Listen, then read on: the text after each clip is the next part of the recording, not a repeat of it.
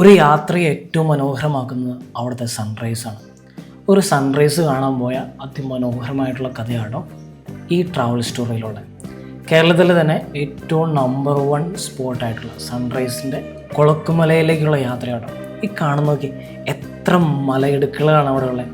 എത്രയോ ആൾക്കാരാണ് ഈ ഒരു സൺറൈസ് കാണാൻ വേണ്ടി മാത്രം അതിരാവിലെ എണീറ്റ് വന്നിരിക്കുന്നത്. ഒരു 4 മണിക്കെങ്കിലൊക്കെ സ്റ്റാർട്ട് ചെയ്താലാട്ടോ ഈ സൺറൈസ് നമുക്ക് കാണാനായിട്ട് പറ്റും. ഏകദേശം ഒരു 1-2 മണിക്കൂറോളം ഈ സൺറൈസ് ഇങ്ങനെ കണ്ട് അവിടെ തന്നെ ഇരിക്കാനായിട്ട് പറ്റുന്ന ഒരു അടിപൊളി ഡെസ്റ്റിനേഷനാണ് കൊളക്കുമല. ഒരു ജീപ്പ് ട്രക്കിംഗ് ആണ് നമുക്ക് മുകളിലേക്ക് പോകാനായിട്ടുള്ള. ഏകദേശം ഒരു 2 മണിക്കൂർ എടുക്കും മുകളിലേക്ക് എത്താനായിട്ട്. സമുദ്രനിരപ്പിൽ നിന്ന് ഏകദേശം 7900 കിലോമീറ്ററാണ് ഇതിന് മുകളിലേക്ക് എത്താനായിട്ടുള്ളത്. പോകുന്ന വഴിയും ഓഫ് റോഡ് എക്സ്പീരിയൻസൊക്കെ ഗംഭീരമാണ്. തേയിലത്തോട്ടത്തിന് ഇടയിലൂടെയുള്ള വഴിയാണ്. കേരളത്തിൽ തന്നെ ഏറ്റവും ഹൈറ്റ് കൂടിയിട്ടുള്ള ടീ പ്ലാന്റേഷൻസും ഉള്ള ഒരു സ്ഥലം കൂടെയാണോ ഈ കൊളക്കുമല. കൊളക്കുമല എന്ന് പറയുന്നത് തമിഴ്നാട്ടിലാണ്. എങ്കിലും നമുക്ക് കേരളത്തിൽ നിന്ന് സൂര്യനെല്ലിയിൽ നിന്ന് ട്രാവൽ ചെയ്യാവുന്ന ഒരു വണ്ടർഫുൾ ഡെസ്റ്റിനേഷനാണ്.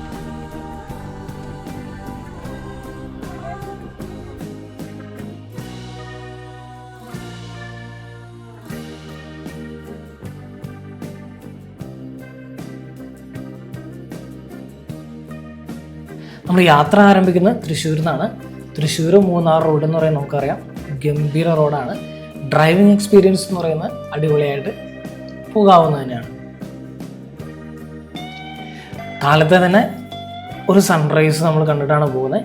നമ്മൾ തലേ ദിവസം താമസിച്ചത് ഈ ഒരു റിസോർട്ടിലാണോ. നല്ല അടിപൊളി റിസോർട്ടാണ്. അതിൻ്റെ വിവരങ്ങളൊക്കെ നമുക്ക് താഴെ കൊടുത്തിട്ടുണ്ട്. ടെൻറ്റ് സ്റ്റേ ആണ് നമ്മളെടുത്താലും. ഒരു ടെൻറ്റിൽ 2 പേര് വീതം താമസിക്കാവുന്ന രീതിയിൽ നമ്മൾ മൊത്തം 4 പേരാണ് ഉണ്ടായിരുന്നത്. അത് രാവിലെ 4 മണിക്ക് എണീറ്റ് ഈ ട്രക്കിംഗ് എക്സ്പീരിയൻസിനായിട്ട് നമ്മൾ പോകുന്ന ദൃശ്യങ്ങളാണോ. തുടക്കത്തിലൊക്കെ സിമെൻറ്റ് റോഡാണ് ഉണ്ടായിരുന്നത്. പിന്നെ അത് ഹൈലി ഡേഞ്ചറസ് ആയിട്ടുള്ള ഓഫ് റോഡിലേക്കും പോയി. മുന്നോട്ടുള്ള കാഴ്ചകളൊന്നും കാണാൻ പറ്റില്ല കേട്ടോ. അതിരാവിലെ തന്നെ ആയതുകൊണ്ട് നല്ല ബുദ്ധിമുട്ടാണ്. പിന്നെ ഓഫ് റോഡ് തന്നെ ആയതുകൊണ്ട് നമുക്ക് ഒരിക്കലും ഉറങ്ങാനൊന്നും പറ്റുന്നില്ല. നല്ല രീതിയിൽ എൻജോയ് ചെയ്ത് കുലുങ്ങി നമ്മുടെ പാർട്സൊക്കെ ഇളക്കി മുകളിലേക്ക് പോകാമെന്നാട്ടോ. മുകളിലേക്ക് ചെന്ന് കഴിയുമ്പോൾ നമ്മൾ ഇവിടെ നിന്ന് അനുഭവിച്ചിട്ടുള്ള ആ ഒരു വേദനയും പരിപാടികളും ഒക്കെ മറക്കും. കാരണം അവിടുത്തെ എക്സ്പീരിയൻസ്, അവിടുത്തെ വ്യൂസ് ഒക്കെ കാണുക എന്നുള്ളത് ഭയങ്കരമായിട്ടുള്ളൊരു എക്സ്പീരിയൻസ് തന്നെയാണ്. കാരണം ആ ഒരു സൺറൈസിൻ്റെ ഒരു പ്രത്യേകത ഭയങ്കരമായിട്ടെന്ന് പറയുന്നത് നമുക്കൊരു മണിക്കൂറിലധികം അവിടെ ഇങ്ങനെ ആ ഒരു സൂര്യനെ നോക്കി നമുക്കിങ്ങനെ നിൽക്കാനായിട്ട് പറ്റും. ഈ സണ്ണ് ഇങ്ങനെ പതുക്കെ ഉദിച്ചു വരുന്നതുകൊണ്ടാണ് അവിടെ ഒരു നീല വെളിച്ചമൊക്കെ പച്ച വെളിച്ചമൊക്കെ വന്ന് നിൽക്കുന്നത്. നമ്മൾ മുകളിലേക്ക് പോകണം. ഒരു ദിവസം ഏകദേശം 2000 ജീപ്പ് മുകളിലേക്ക് കയറുമെന്നാണ് കണക്ക് പറയുന്നത്. കാരണം അത്രമാത്രം സഞ്ചാരികൾ വരുന്നുണ്ട്. ഒരു ജീപ്പിൻ്റെ 2000 രൂപയൊക്കെയാണ് ഏകദേശമായിട്ട് വരുന്നത്.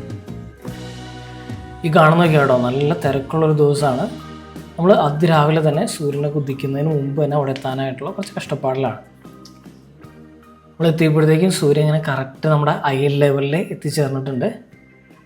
നല്ലൊരു ഗോൾഡൻ സ്കൈ വ്യൂ ആട്ടോ ഇന്ന് കിട്ടിയിട്ടുള്ളത്. ചില സമയത്തൊക്കെ നമ്മളിവിടെ ചെല്ലുമ്പോൾ നല്ല ക്ലൗഡ് ബെഡ് ഉണ്ടാവും. അതായത് ഇങ്ങനെ മൊത്തത്തിൽ ഇങ്ങനെ മേഘം കൊണ്ട് ഇങ്ങനെ മൂടിക്കിടക്കുന്ന അവസ്ഥയായിരിക്കും. ആ ടൈമിൽ നമുക്ക് ഇങ്ങനെയുള്ള കാഴ്ചകളൊന്നും പറ്റില്ല. പക്ഷെ അത് വേറൊരു എക്സ്പീരിയൻസാണ്. മൊത്തത്തിലൊരു മഞ്ഞിൽ പൊളിച്ച് നിൽക്കുന്ന മലനിര പോലെയൊക്കെ നമുക്ക് കാണാനായിട്ട് സാധിക്കും.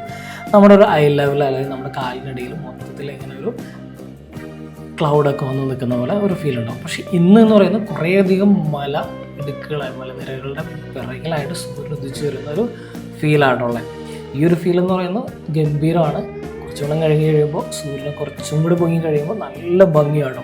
കുറേ ആൾക്കാരും വന്നിട്ടുണ്ട് ഇത് കാണാനായിട്ടൊക്കെ. കാരണം എന്താ വെച്ച് കഴിഞ്ഞാൽ ഈ ഒരു ഡെസ്റ്റിനേഷനാണ് കേരളത്തിലെ തന്നെ ഏറ്റവും ഫേമസ് ആയിട്ടുള്ള സൺറൈസിന് ഏറ്റവും ഫേമസ് ആയിട്ടുള്ള ഒരു ഡെസ്റ്റിനേഷൻ.